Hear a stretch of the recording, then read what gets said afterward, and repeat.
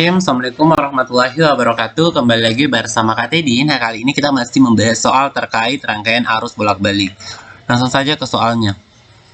Suatu kumparan yang induktansi dan hambatannya tidak diketahui mengalirkan arus 2 ampere jika diberi tegangan 50 volt. Oke. Bila diberi tegangan bolak-balik 195 volt 60 Hz, ternyata arus yang mengalir adalah 3 ampere. Besar induktansi kumparan tersebut adalah berapa? Oke. Jadi untuk yang kasus pertama nih, jadi rangkaiannya gini ya. Oke, rangkaiannya gini. Ini resistor, ini induktor. Oke. Nah, jadi awalnya dia dikasih tegangan sumber tegangan 50 volt arus searah. Jadi ini tuh simbol untuk sumber arus searah. Nah, kemudian di sini resistornya, kemudian di sini induktornya.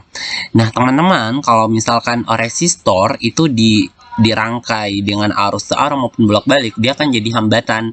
Sementara induktor kalau dirangkai dengan arus searah, ini dia justru hanya menjadi konduktor. Oke, jadi dia cuma menghantarkan saja, tetapi tidak menjadi penghambat gitu. Nah, kalau gitu, untuk di kasus ini, itu kan kita ketahui bahwa di arus searah ini dia mengalirkan arus itu sebesar 2 ampere. Jadi arusnya itu sama dengan 2 ampere.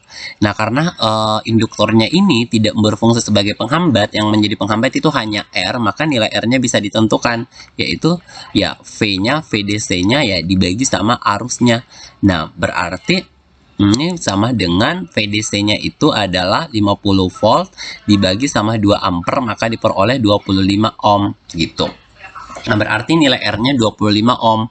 Lalu kemudian ini rangkaiannya dialiri arus bolak-balik, jadi bukan lagi arus searah. Nah, jadi kalau dirangkai arus bolak-balik macam ini,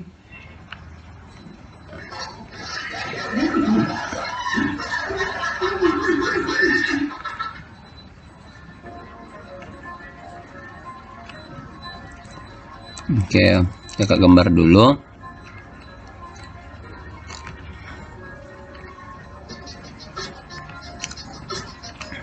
Oke. Jadi dialiri arus bolak-balik dengan tegangannya itu sebesar 195 volt dan frekuensinya 60 Hz. 60 Hz. Nah, ini R-nya dan kemudian di sini induktornya. Nah, kita arus yang ngalir itu sekarang jadi 3 ampere. Jadi arusnya itu adalah 3 ampere. Nah, sekarang yang ditanya adalah berapa nilai dari induktansi kumparannya. Induktansi kumparannya itu bisa diperoleh dari persamaan. Oke. Jadi besar induktansi kumparannya itu bisa diperoleh dari persamaan reaktansi induktifnya ya.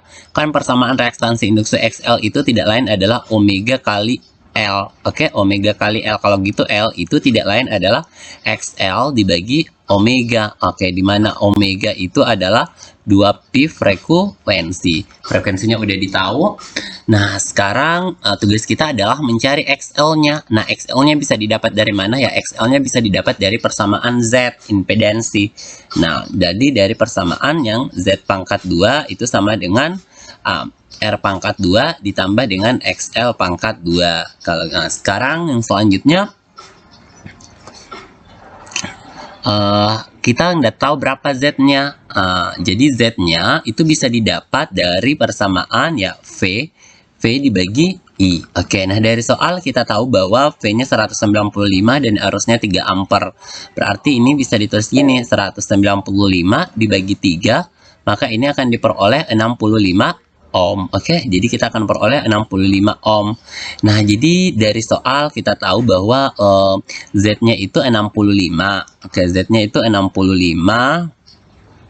Oke, 65 dari 65 pangkat 2, kemudian R-nya 25.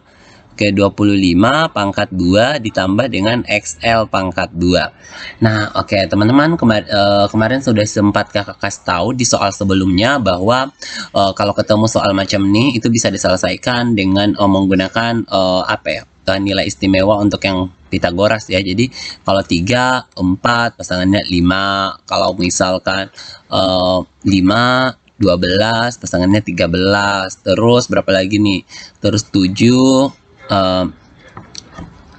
7 berapa lagi? 7, 24, 25, dan ini berlaku untuk kalipatannya. Nah, perhatikan di sini.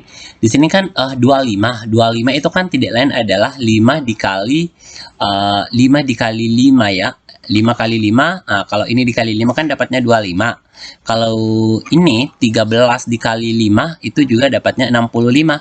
Nah, sudah terlihat kan bahwa yang di sini tuh adalah ini itu adalah pola 5, 12, dan 13 ya. Tapi dikali 5. Kalau gitu XL-nya adalah 12 dikali 5. Kalau 12 dikali 5 itu dapatnya 60 ya. Oke, jadi kita akan peroleh nilai XL-nya itu sama dengan 60. XL sama dengan 60. Kalau misalkan kalian bingung ya, kalian bisa selesaikan ini ya operasinya ya, 65 pangkat 2 ditambah 25 pangkat sama dengan 25 pangkat 2 ditambah XL pangkat 2. Berarti XL itu sama dengan akar dari 65 pangkat 2 kurang 25 pangkat 2. Nah, kalau diselesaikan nanti dapatnya pasti 60 ohm juga. Oke, sekarang kita sisa substitusikan nilainya ke sini. XL-nya itu adalah 60. 60 dibagi 2 pi dikali frekuensinya 60. Oke, 60-nya bisa tewas, maka diperoleh 1/2 pi Henry. Oke, 1/2 pi Henry. Jadi jawaban yang tepat adalah opsi yang alfa gitu. Oke, teman-teman, pembahasan kita cukup sampai di sini. Semoga bisa dipahami. Jangan lupa untuk di-like dan di-share ke teman-temannya supaya kita bisa berbagi ilmu pengetahuan. Kalau misalkan teman-teman punya request materi atau soal, bisa tulis di kolom komentar atau DM ke sosial media KTD yang udah KTD tulis di kolom deskripsi. Terima kasih. Assalamualaikum warahmatullahi wabarakatuh.